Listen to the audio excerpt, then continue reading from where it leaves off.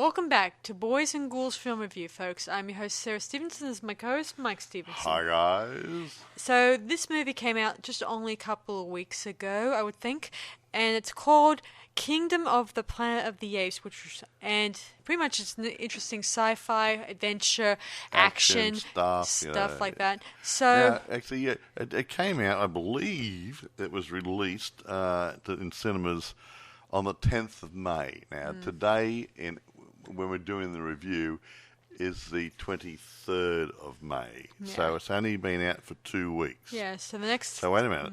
So when I talk about the box office, it's only 2 weeks box office. Yes. Which is quite interesting because it's going quite good at the moment. Yes, so seeing as this review will come out the following month... Yeah, so things have changed by then. Yeah. By then, the numbers may have even increased. Oh, they would have increased. They go backwards. We take our money back, didn't like it. No. Yeah, there's that too. But that barely even happens in movies. They don't. Yeah, right. Okay. You either like it or you dislike it, and you cannot get a refund. Okay. Can I do my bit now? Yes, you may. Okay. Lots of good review things before Sarah Borge tells you the story. Oh, she hit me. Ow. Produced by Wes Ball, Joe Hartwick Jr., Rick Jaffa, Amanda Silver, and Jason Reed. And directed by Wes Ball. Written by Josh Friedman. Now, it's based on, obviously, the Planet of the Apes books, blah, blah, blah, blah, blah. But characters by Rick Jaffa, Amanda Silver, premise from Planet of the Apes by Pierre Boulez. Right, I go through a few actors. It's really hard to... All monkeys look alike. Yeah. Okay, I'll mention just a couple of them, though, yeah. Just mention the ones that get the most cameras. Well, the monkey and the other monkey. Okay, right. Owen Teague plays Noah. He's a sort of... I wouldn't say he's a child monkey or an adult monkey. Sort of like I'll say he's an older teenager type I would say monkey. A teenager too. Yeah, because he's not matured. He's maturing, but he's not quite up there just yet. But he's thrown into extraordinary circumstances, and he becomes a leader. Yeah. So Owen Teague is playing a Noah. Yeah, so he sort of gets thrown into adulthood the moment things start taking a different shape. Yeah, his father is actually the leader of the pack. Yeah, the leader of the clan. if that's the term. Now, Kevin Durand plays Proximus Caesar. He's sort of a head naughty gorilla in another area. Yeah, sees himself as a king. Yes, he's megalomaniac. Yeah, that's the term.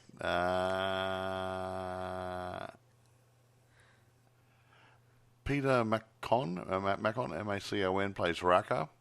A wise and virtuous orangutan. He's a very nice. Yeah, he's nice. He's very knowledgeable. He's a smart fellow. Who seems to have a great deal of knowledge. He was in the previous movies too. His predecessors maybe, because I don't think he'd been living for hundreds and hundreds of years. But he's one of the orangutans, a little bit like teachers, I gather. There's a cute little girl one, Noah's love interest. It's played by Lydia Peckham, and she's playing the role of Suna. They got a friend. Travis Jeffrey plays Anaya, a male chimpanzee who's Noah's best friend. What about that human? I'm dropping down. I'm going through the monkeys. Well, it's broken up into 2 areas. Okay. Okay. Now the human lead. There are a couple of people. Now, the main one is Freya Allen, who plays May. She is found by the Noah and his friends as he's scavenging for food. Yeah. So and she has a secret mission. How's that? Yeah. Okay. And a person showed up later in the film, and I thought, he had a beard and everything, and it's William H. Macy, who plays Trevathan, I think. Trevathan? Yeah. A human becomes a sort of a pet to the new Caesar, obviously. Yeah, Proximus Caesar found him with a broken ankle or something or other, and he didn't tell him he brought him in there to look after him. So he said, okay, you can stay in here and be a good little fellow and give us a bit of information and stuff.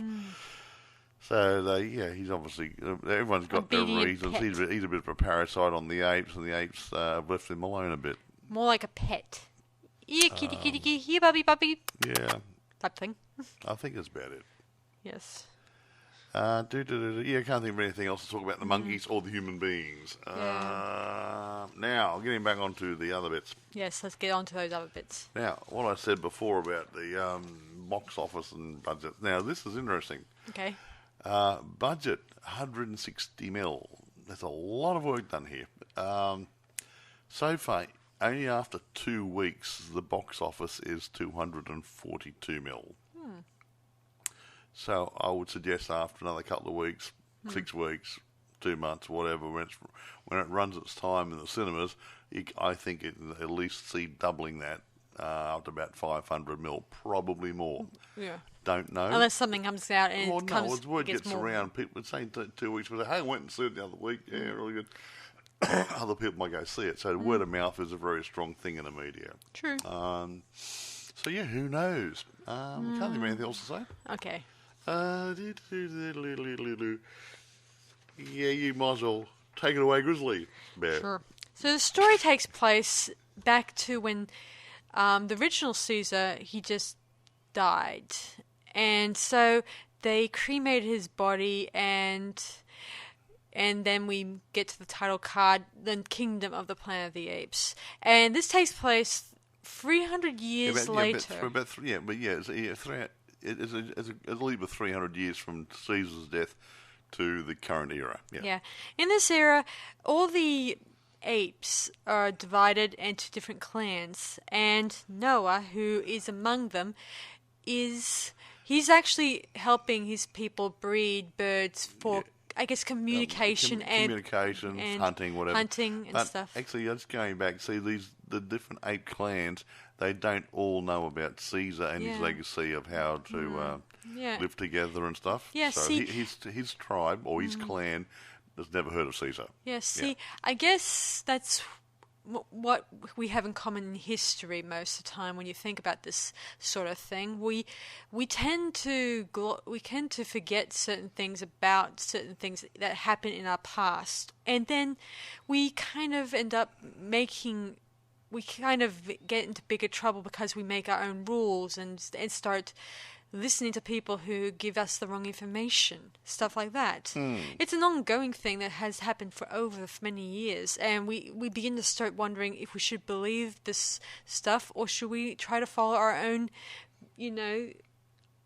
bit of advice and try to figure out what's real. Anyway, so Noah is a nice little chimp who is with his friends collecting eagle eggs. I read a bit more about that. The eagle's eggs are part of a coming of age ceremony. So yeah, he is a teenager going into manhood. Mm-hmm.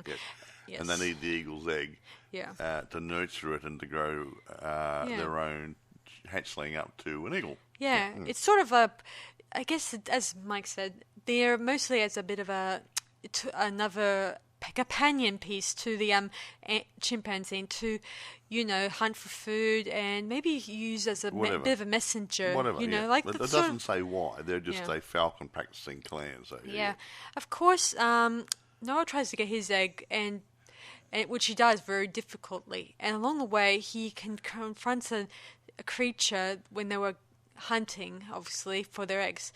It turns out it was at an outside entrance. I think it was a tunnel once upon a time, because the rest of the place that once upon a time belonged to the humans has been overgrown and looks more like forest land than untamed, wild and dangerous. Vines and trees are grown up over the leftovers of high-rise buildings and stuff. And yeah.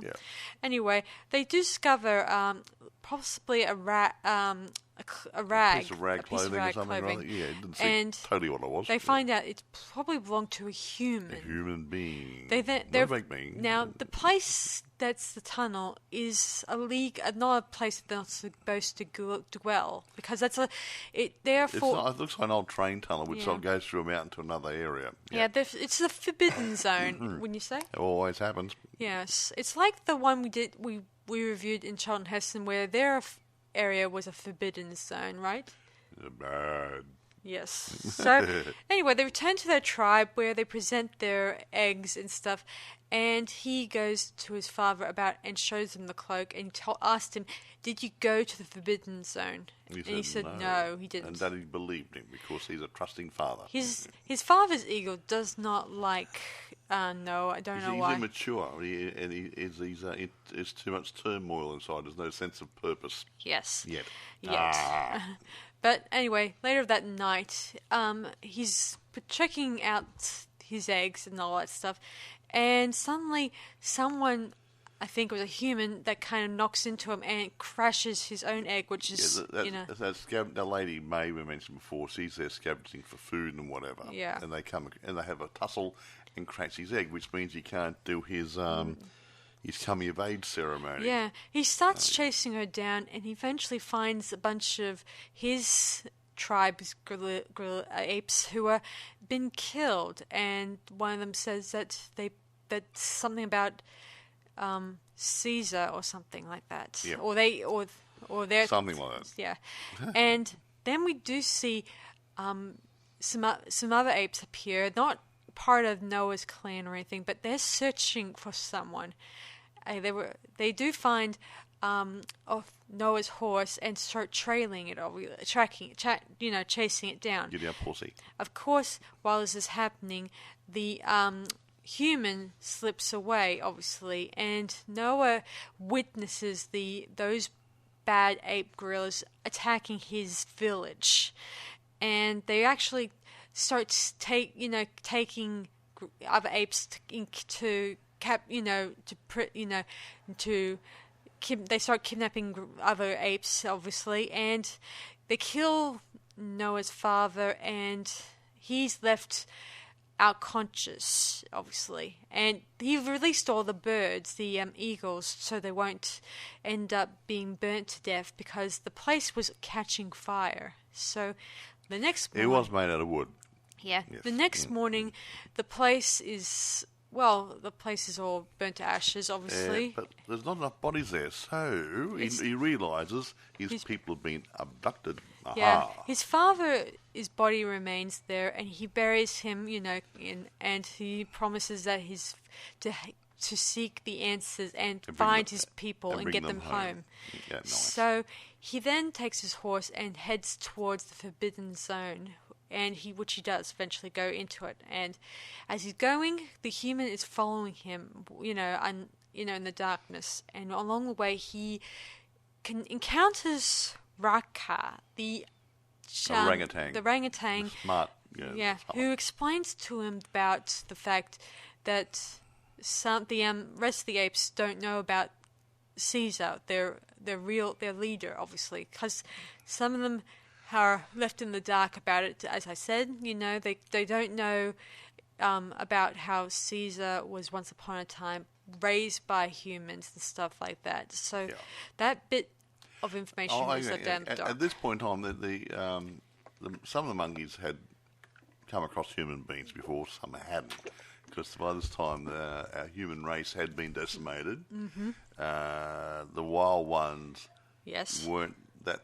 There weren't that many of them around. Mm-hmm. But anyone who was left over had gone into hiding, which we'll talk about later on. See, as we've known about the disease that spread in their system, it killed. It didn't just kill people, but it made they reduced themselves to being mute and dumb, and they become feral, like Mike says, a little bit like what we would have been years ago. A bit, their means of communication. Yes. Yes, the abilities of communication has been limited down to 0.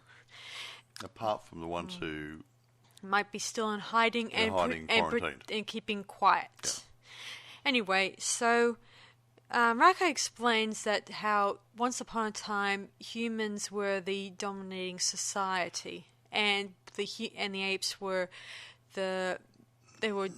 reduced the lower class. The lower class of animal, obviously, and then of course a virus spread, and that virus turned the apes smart, while it reduced the humans to their original state. Yeah, whoops.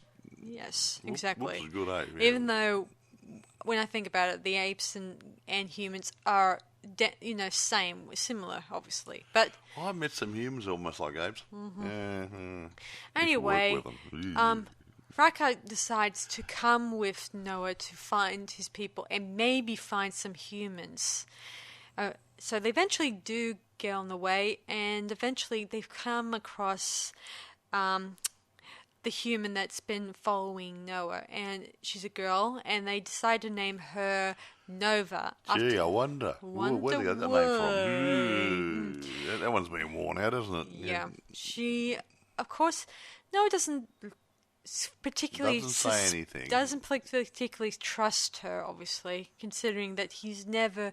I think this is the first time he encountered a human. Yeah, like I said, all among the chimps have not had not any contact with human beings. Yes. Because there wasn't that many around. They hadn't bred properly yet. Yeah. Yeah. Anyway, so they do feed her a bit and allow her to stay at their camp. And so they move on, and eventually they do find some other humans that turn out to be, like what we said, they're feral, and they are reducing themselves to eating, whatever is thrown at them. Scavenging, like. Good. Anyway, so Raka wants to stay behind to examine their behavior, stuff like that. As I said, he's very knowledgeable and stuff. Smart orangutan. Noah wants to continue on his journey. Of course, we don't need to wait too long, but till the bad apes arrive and they start chasing down these humans in the most vile, nastiest ways possible. They come across some more humans, that the ones who can't speak and dressed in little loincloths and whatever and stuff. Yeah. They start chasing down different of the lady ones, obviously, because they are looking for Nova, obviously. Yes. And while they're running, Nova cries out to Noah. Oops. And eventually Noah sees her, and he rides his horse over to her and they escape the nasty gorilla, obviously. And then later on, he meets up with Raka and tells him what he heard, that Nova spoke. Shock, horror, a human that can speak. Of course, Raka doesn't believe him, thinks that maybe it was just a catch of the wind. On drugs. Yeah. But eventually, Nova tells them, I have a name. My name is May. Uh-huh. And this shocks both of them. This is the first time they've actually heard a human speak. Anyway, we then learn from May that she'd been taught to keep quiet, not to talk, because to avoid getting captured by these nasty apes, because her family, her mother and her clan were killed, and as per the story, she tells, and she decided to follow them to see if she can help. But also, I think she has a secret. She has a secret mission. Mission to like the Blues Brothers, okay? Mm-hmm. Yeah. She does mention later on about a secret book that will allow her people to communicate with their other members of their clan. Yes. Anyway. Won't say anything about that till later. Yes.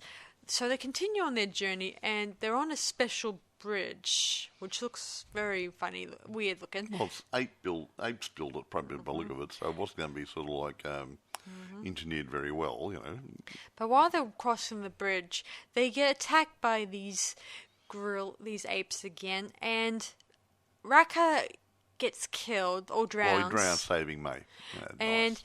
May and Noah, they're taken into captive, and they're taken to the kingdom of the apes. Well, the kingdom, whatever. Yeah. Where they meet Proximus Caesar. There, we see all the clans working together to open this bunker type door. Now you got to picture this. There's a beach, and there's a dirty, great big safe door in the side of a cliff. Very big. Yeah, and they're trying to open it. They're using fire, egg power, using fire and stuff to help soften the hinges. I should mention something very interesting to you guys. Unlike in the previous movies. The apes in this one, the bad ones, they're using advanced human technology. They're using cattle prods that will attack something like some cattle of their prods. You're like a little bit like you mentioned it in there. Stargate. Stargate, where those the guards for the alien Pharaoh guy had these poles with some sort of a cattle proddy bit on the end of it, electrical charge. Yeah, something like that. Yeah. They probably borrowed them. Probably. I mean, that sort of thing that does come out. You're always getting a little inspiration somewhere, obviously. Anyway, so May's taken to another human's quarters where there's lots of books, items, and stuff like that. All the comforts of home, if you will. Yeah. If you can call it that. I know I could. Anyway, so, well, Noah's given over to his family, who are forced into, prison, obviously, or not really prison. They're actually working their butts off, and he sees his love interest along with his mother, and they're told that they have to do what Caesar says. And then Caesar appears looking like a king in his own kingdom. Tiny little crown on his head, looks so cute. Yeah, most of these apes, they're wearing body armor, like, Well, his main guys are, yeah. Yeah. Anyway, he is a very nasty person. He's like a real Caesar. He tries to make out that he's the greatest thing and stuff. And of course, Noah knows he is not Caesar and stuff like that. I mean, I think it's kind of, I'm going to use this word, blasphemy, to use the term, taking the name of Caesar, especially from another person's who was much more respected, and then used again because they think, it'll make me look so impressive. Now, I'll stop here. Now, the human man that we talked about before, he's actually been teaching Proximus Caesar about old human history and how the world was, especially about ancient Rome. Where do you think I get that from? And that's where the Proximus Caesar, because I think that was the name of one of the Caesars. Yeah. Proximus Caesar was a real out of history, but he's taken, and the other Caesar, he's sort of taken his role as a leader. Yeah. So they try to force the door open, but it's probably a few metal inches thick. It's a dirty, great big safe door on the side of it. Yeah. It's a wall. Actually, it's quite funny. I mean, you would not have put this here. Okay. I'm sorry. I don't care who wrote this. It's on a wall at the seaside, and they've had to actually barricade the sea, make a dam, so to dry the area, because the safe door would have been below sea level. Firstly, how the hell would the ape know what was actually in there? Good point. And who the hell would put a safe door under the water there with stuff which was electrical and stuff which they might have to drive out of there? And don't say the water level has risen, folks. I'll be damned. Anyway, so Caesar knows that May might know a way of entering this place. She does. And she does. But she refuses to say anything. No, because she knows what would happen. If Head Gorilla Man, Proximus gets his hands on the technology inside, the weapons and he stuff, would become a very dangerous gorilla thing. Yes, he could dominate the entire areas or worlds. Humans, monkeys, chimps, orangutans, they're all being scared of him. Yeah. They're too afraid to stand up to him, except for Noah, who knows he wants to stand up with him. But he also agrees on a certain level that Proctor is not wrong with Proximus, not Proctor. I mean, Proximus. Proximus isn't wrong about how humans cannot be trusted with this stuff. Humans are nice. I'm one. Yes, but can you trust May? That's another story. Well, she looks good to me. Anyway, they refuse to help him, and eventually Noah's on the beach thinking, and he sees his father's eagle approach him, and he thinks, he's just mocking me, he won't obey me, and he then confides in him that he wants to do something. He wants to take his people back and save them and stuff like that. But finally, this eagle finally understands him. And he comes and lands on his arm. Yeah. Wow. First time for everyone, because most of the time he kept pecking him on the head because he doesn't like him. But now I think he's developed an understanding of Noah and is now taking him as his new...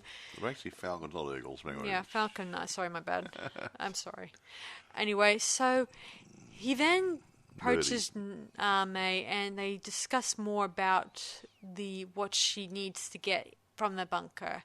It turns out to be a book, a special key. It's actually a computer drive with computer encryptions in it that she needs for her people. Yes, see, this is a special drive that will allow them to communicate with other clans that could... Yeah, other human groups. Yeah, hopefully be able to get a bit more communication amongst their clans. Get the worldwide communication out here. The satellites are probably still up in the air, and the people that she represents, we'll find out later on, are living in an old bunker with satellite dishes there. Yeah. So if they get this device and put it in their computer system, they'll be able to activate the satellites so they can contact other people around the world if they're online.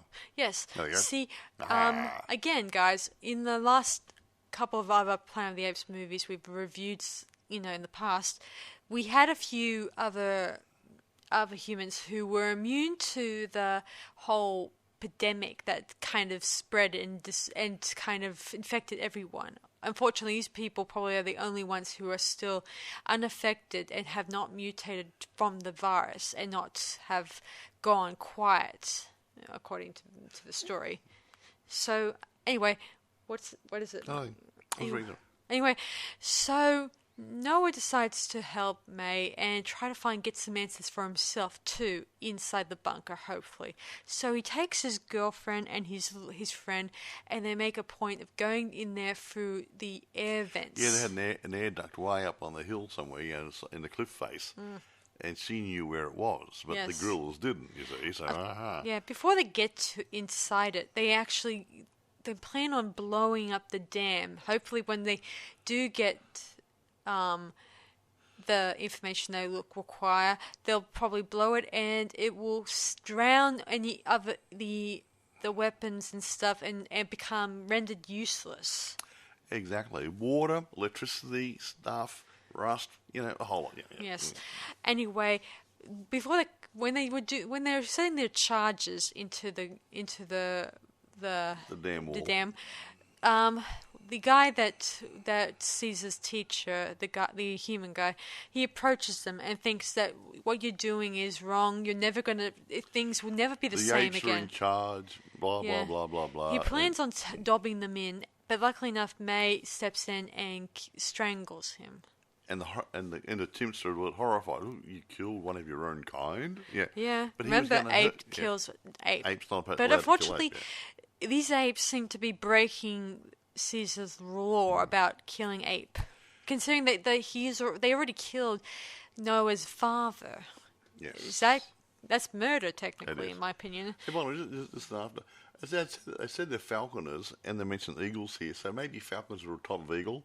Maybe. So you're probably right. I could be wrong. Well, yeah, right. Anyway, I don't know much about birds. So they slip inside the air duct eventually after a bit of climbing they needed to do. Yes, they carried May up the wall because he wasn't much of a climber. No, of course not. It's a dangerous climb, obviously. I would have done it. Yes. Anyway, they eventually get inside it and they start exploring. And Noah and his friends discover some old books, like kids level books, little kids books.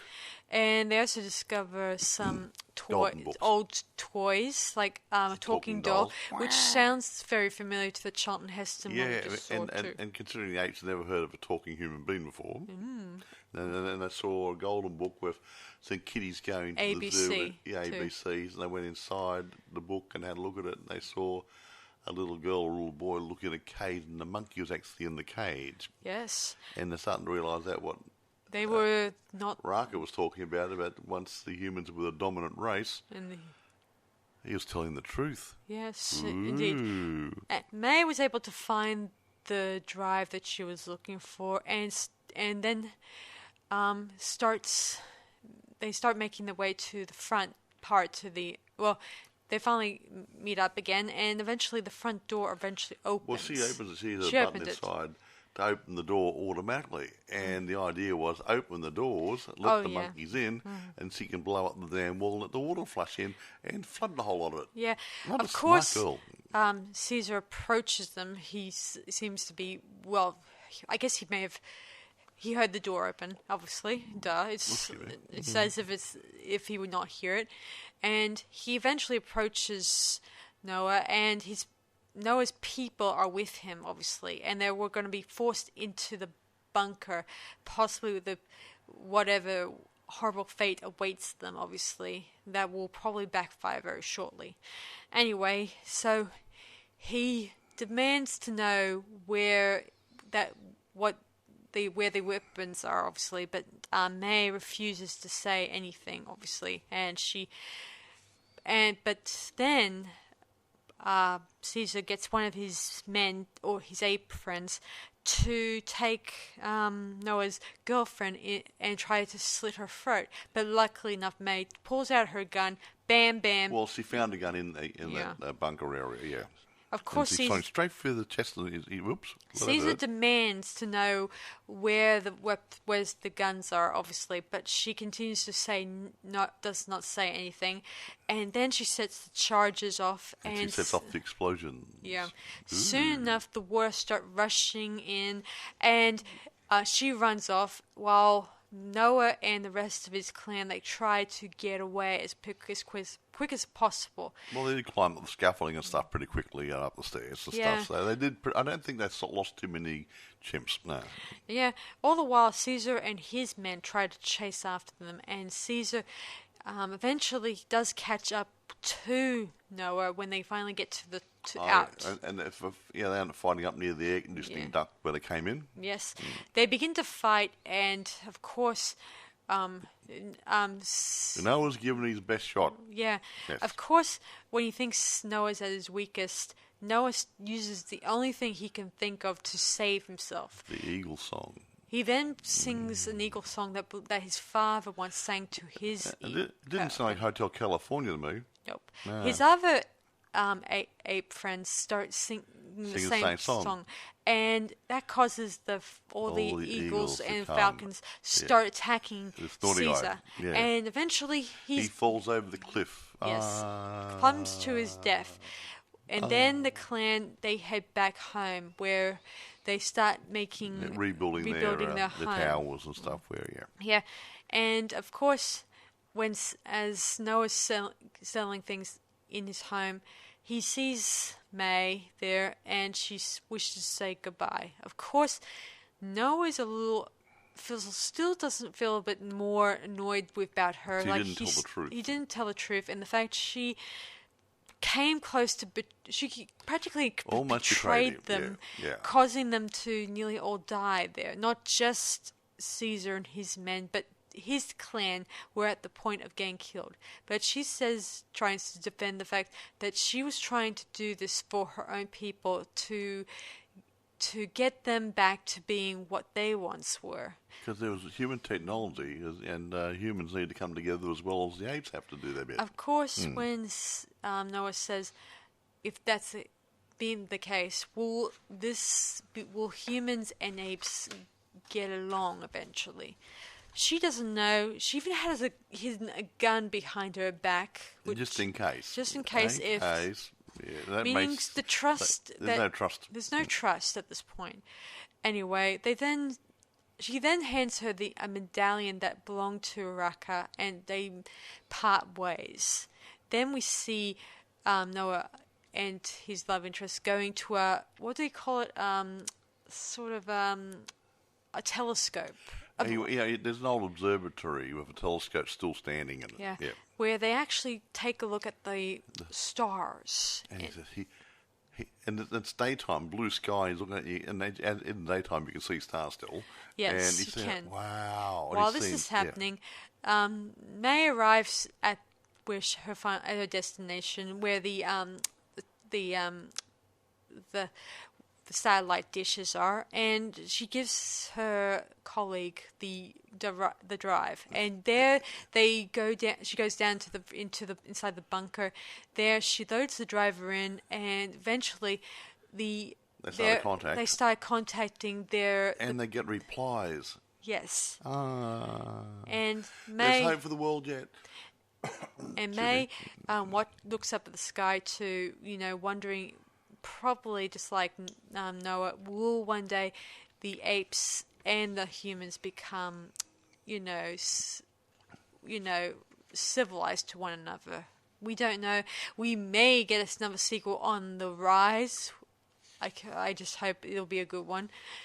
That's about it from this movie, and I thought it was going to be an interesting one. I mean, I didn't really like May's character too much. I liked her. I liked her, but I just didn't like the fact that she was a very one-sided character who never got, over the fact that neither one, Noah and May, were never going to be friends. I can't imagine getting married.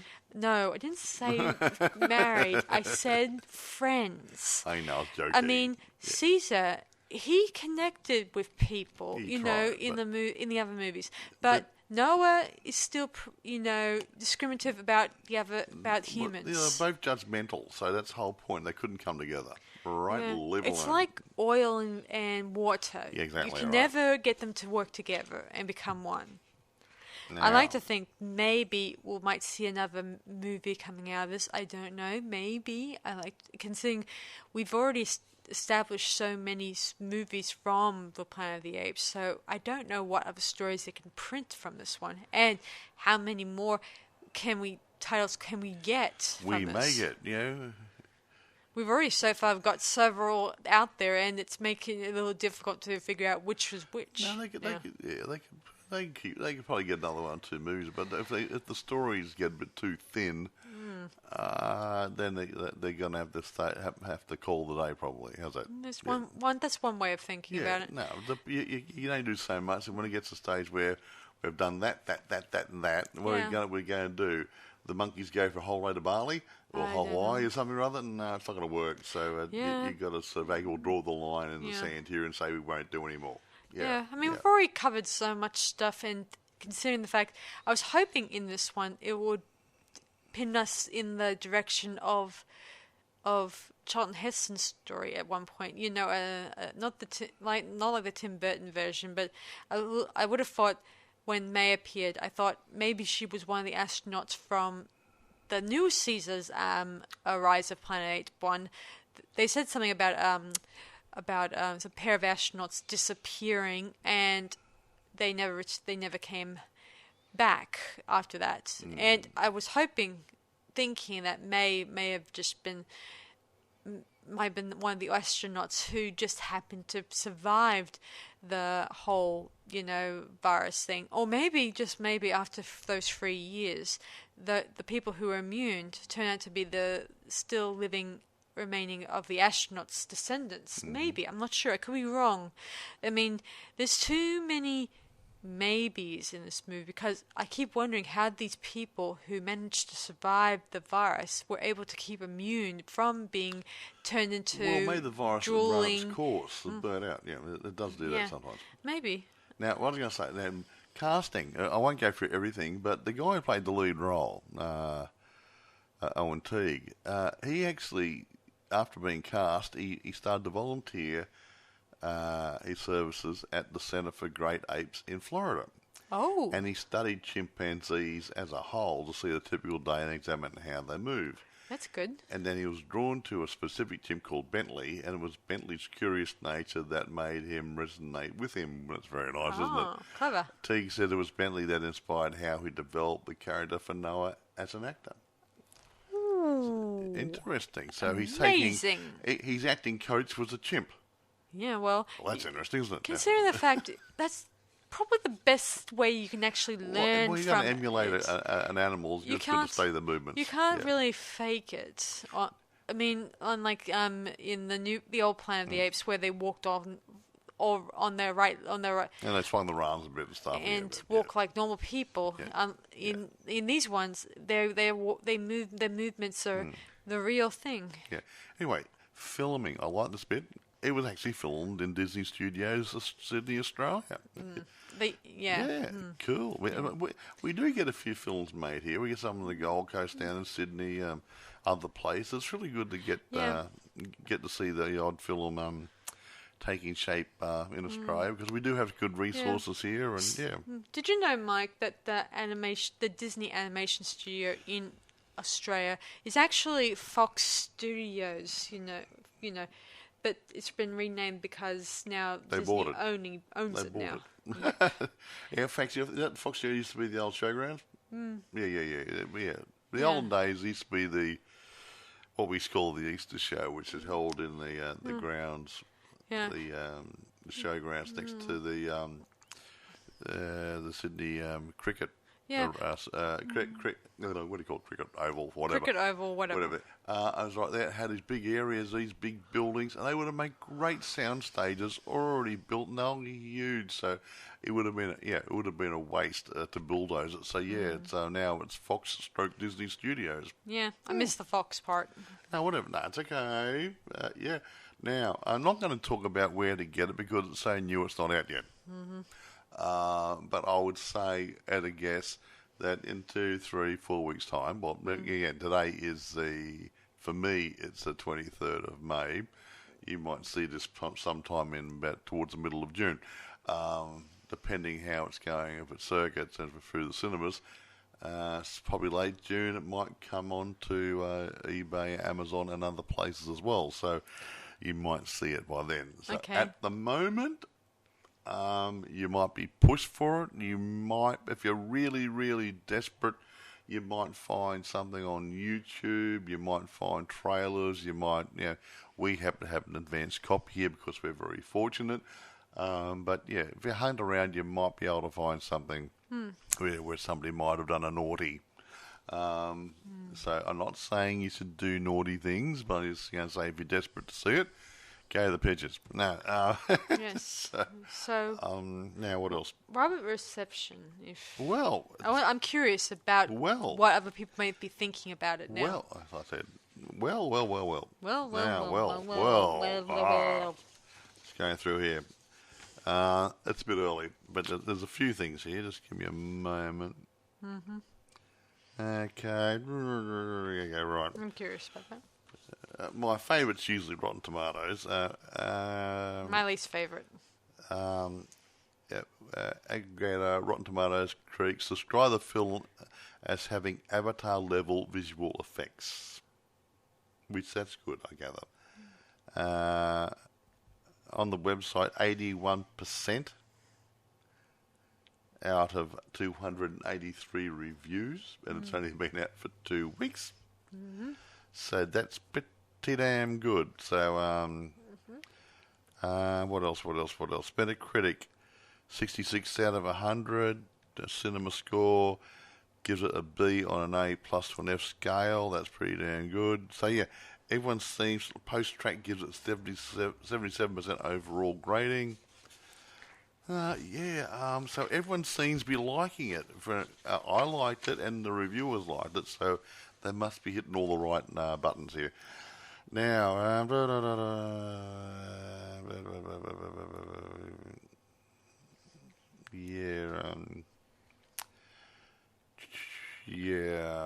well, your different things. New York Times and Washington Post, they're praising the visual effects and the computer-generated stuff and yada yada. They're all saying the same sort of stuff here. And they're saying it was robustly crafted and it's blah blah blah blah blah. They're singing its praises, in different thingies. So it'll appear. If you've seen War for the Planet of the Apes 2017, the final installment of Caesar trilogy, you might be astonished at how derivative the last stretch of Kingdom is. So, Derivative? whatever that means. What's that? What's they mean by derivative? How to dry stuff and to make another story and different things. But anyway, but everyone seems to like it. Yeah, I and always for one thought, reason or another, whether it's the actor special effects or whatever, in CGIs. I can see why that they're trying to go for a new sort of franchise. I mean, this is how I could say it, because the other one was pretty much telling us the death of Caesar and all that stuff, and that's his end of history. Now we're moving on to another story with a different... Star Trek: The Next Generation, sort of. They might have some other stories they can... How the apes and the humans interact over the next movie, where they have battles for supremacy and that sort of stuff, and it goes pear-shaped again. Yeah. Who knows? And why why this nasty ape was trying to abduct many other clansmen into his... He wanted the slave labour, just the same way as ancient Egypt did. Remember that a guy was teaching about ancient Rome and stuff? So the Romans did it, the Egyptians did it, everything else. And that's probably why it feels a little bit... Yeah. That's how I feel. It sounds like it's like a period type, you know. But he was getting his thingy wing. He was getting his ideas from the history that the human being man was teaching him about what we did in the olden days, and he was taking, obviously Rome, they took slaves. Ancient Egypt took slaves. Other countries took slaves. Yeah. The German army had Jewish slaves. Everyone. So everyone decimates another tribe and takes them as slaves. Yeah. Yeah, that's it. Yeah, and sort of that's probably closer to what we have seen in history books, obviously. Happened all the time. It's not very nice, but it's not nice. But again, I like it that at least in Planet of the Apes, but it works. They it works in the story. Somehow find a new savior or a new person to help them, lead them back to where they need to belong. Yeah, I like that sort of thing. Whereas he's like a Moses. He's going to lead his people, but I mean, he's become a hero, and he's going to take on, I suppose, the role of his father now. His father was the leader of his clan, so he'll probably end up by right of default being the son of the king and also saving his people. He'll probably get the post. So he'll be the leader of their clan, and he'll try to teach them what he learnt from Raka, the orangutan. Yeah. So yeah. I mean, he didn't understand too much of the fact that he was also offered some human books, but I think his tribe and his people didn't know how to read. Well, I think the only person got to teach them to read. The only person who could have read would have been the previous Caesar, who learnt from his father, his adopted father. Yeah. His owner. Well, yes. Whatever. He adopted father, if you will. Yes. Anyway, I do hope that if they do make another one of this movie, I do hope that it improves with the humans and the apes starting to befriend one another again. Hope so. Possibly working together, like to build a new world. Aha! The boldly go where. Oh no, that's not a movie. Yes, but it's interesting that we get to hear that not all the humans are, feral-like. No, we've got some normal ones. But see, you start wondering, the ones in that satellite bunker, whatever.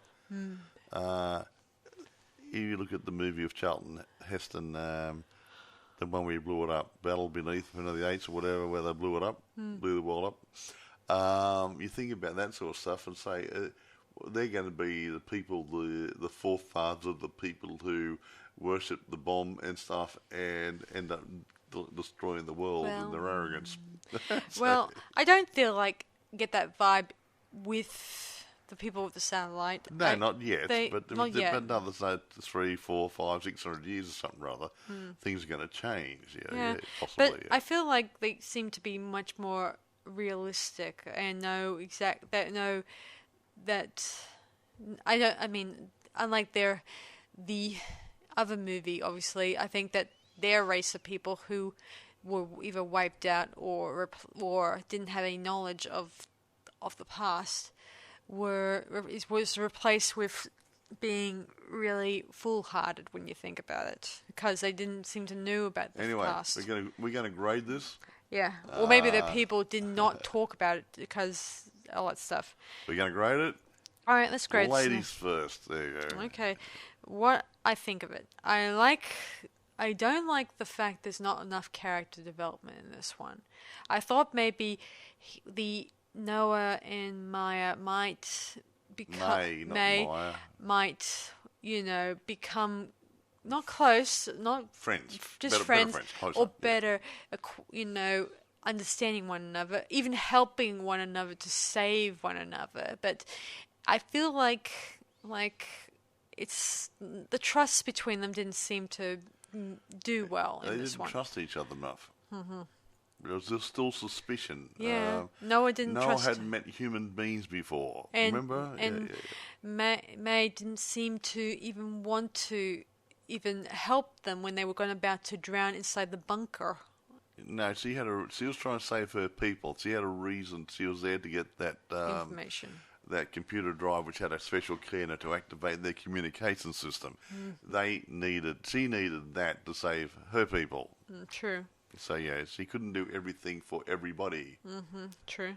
Aha. Anyway, and so I'm going to rate it. I'm not going to grade it really high, this one, because I was a little disappointed in some parts. So I'm going to give it 8.5 out of 10 myself. Well, actually, I'm a bit different. I thought I understand her position. She was there to do a job. She was sent there to do a job. She did her job. She was there for her people, and unfortunately, some chimps would have to get in the way, not knowing how many people were in her bunker. A couple of dead chimps might save several hundred human beings or something or other. She had to balance that out. So I don't hold anything against her. Noah was suspicious of her because they'd haven't met one before. That's a human being. They look funny. That sort of thing. And she didn't trust him enough because she has only come across the bad gorillas and stuff. So is he going to be nasty and horrible and kill her?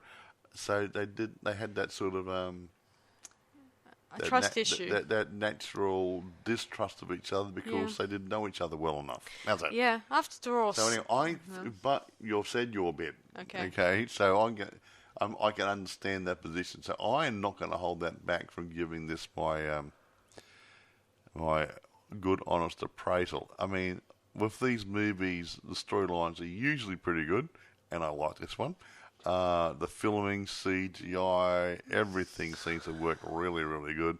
There's enough action in it. There's enough ordinary stuff in it. The padding isn't overdone to make it long. So the whole lot works. Even though it's 2 hours. No, it makes a good package. You're not sitting there going, oh, I'm bored. I'll go to the toilet, put a cup of coffee on. Yeah. No, you sit there and you watch it because it's interesting. So it hits all the right buttons for me. I'm going to give it about a 9.5. I've got to be nice. I'll give it a 9.5 because I think it's going to kill it at the box office. I really think it's going to go all gangbusters. Yeah, I just feel like sometimes, guys, I just hate it when they develop a character and you don't make them not come lovable or anything like that. I just feel like the more they put in the fact too many flaws, you begin to not really like them or trust them. I don't like SpongeBob SquarePants.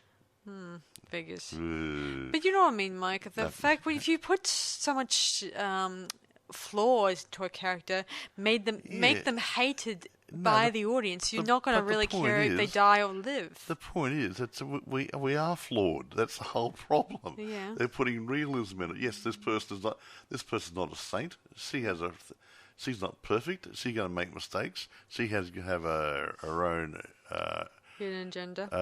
Not hidden. Well, hidden agenda because she was on a mission like James Bond. Yeah. Yes. He's out there. That's your job.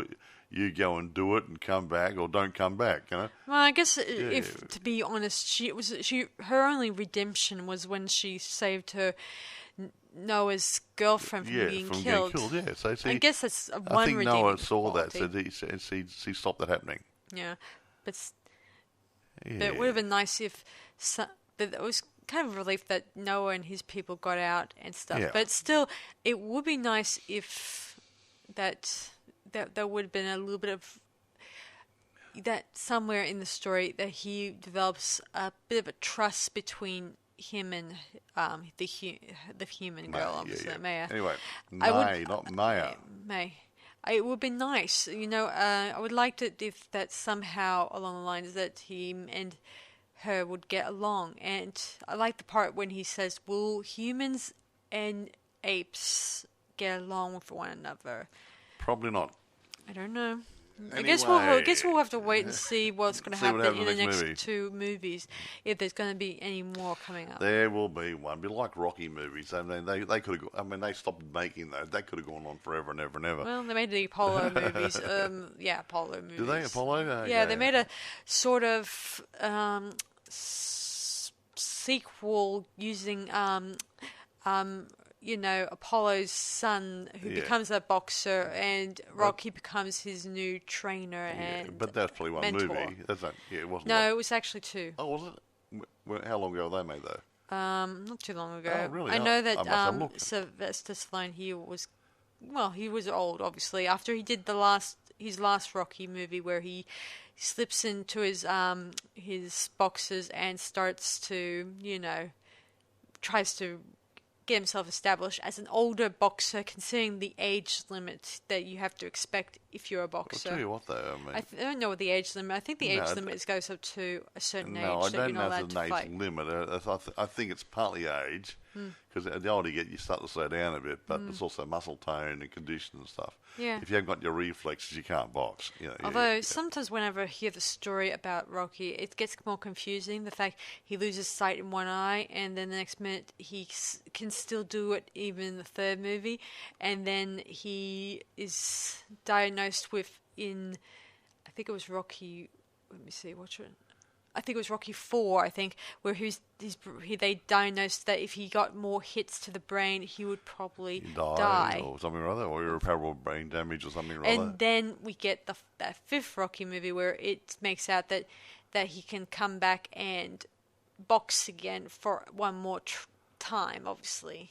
And he did. Which he did. He didn't die. He didn't win, but he managed to do okay for an old fart. Well, an old person. Anyway, that's not the point here. Anyway, I mean, we're not reviewing Rocky. I wish, but we can't. Obviously. I don't think people want to review Rocky movies. No, especially when Bullwinkle's not in it.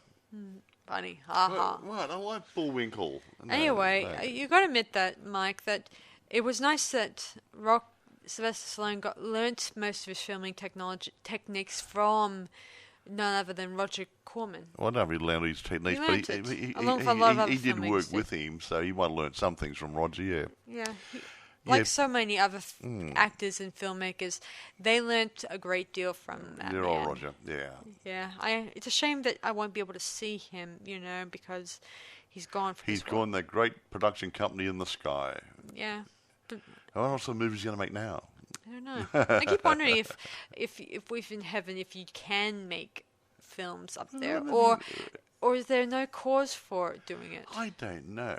But if it's going to be heaven, you're going to be supposed to be in bliss and everything great and whatever and young and fit. What are you going to do for your time? Yeah. Make movies, whatever. I mean, I remember one time watching a Winx TV series, and it was sort of animation about, fairies going to school, blah, blah. Sort of a bit like Hogwarts, but instead of wizards or witches, we get fairies. And in that one, some evil witches were spending their time in sort of a heavenly type prison where they have to be cheerful and stuff like that. And it got me thinking of heaven, and I thought, oh man, if this is going to be heaven, I think I'm going to be depressed. Throw up, yeah. I just hope it's not going to be like something like that. Like you have I look, honestly, we're not going to sit here and talk about spiritual stuff, okay? No, I suppose because not. we don't know what the people out there are going to be. They're going, So the point is, but I would say, when you die, there are those who believe in heaven. All it's going to be is you're supposed to be really, really happy and healthy, and everything else. That's about as far as it goes. Leave it alone. Finish. Okay. So anyway, the point is this one's a not too bad movie. So I guess if you guys want to get a little bit of some interesting ape action, that's great. Obviously. If you're in the Apes, yeah. But it's on at the theatre now, so go and see it. There you go. I don't know when it's going to end, obviously, so I suggest do it right away before it gets. Well, like I said, at the moment it's second week. By the time you hear this podcast, it'll be its fourth week. It should still be on at the cinema. I think it's going to be strong enough to go for a good run. If by the time you hear this podcast it's no longer at the cinema, then it's probably going to start hitting your streaming services and Amazon and eBay and stuff. Okay? So there, look, in any event, it's going to be as good as its previous movies. Fingers crossed. No, we've just seen them, okay? So, it's up there with the other ones. I like this one. It works okay. The CGI, the acting, storytelling. Yeah, it's up there. It's on par with all the other ones. Anyway, so I think that's about it from us, guys. So I hope you guys enjoyed this latest review, and I hope you guys will also enjoy watching the movie itself, obviously, and let your own opinions be your guide, not just reviewers. Yes. But still, some of the reviewers can be spot on, and sometimes not be so wide of the mark. You know, it gets down to personal taste. I guess, like you said. Anyway, Abigail was pretty good. But that's why I like Rotten Tomatoes and Metacritic, because they're people like you and I voting on it. True. Where the other ones are like, oh, I write for the local newspaper here, and I didn't like it because I don't like monkey movies. Yes. You know. I remember all those ones from the past who kept putting their nose in the production, saying awful stuff. Of course, I don't like that sort of movie, but the paying public vote, and that's where I like Rotten Tomatoes and Metacritic. They're the votings, and you go, oh, there you go, and all of a sudden you got, okay, people's choice. They're saying it's good or bad. Yes. And that's important. So, anyway, the point is, it's up to you guys to work it out in your head if you like this movie or not. If you like the Planet Apes type movies, you won't be disappointed.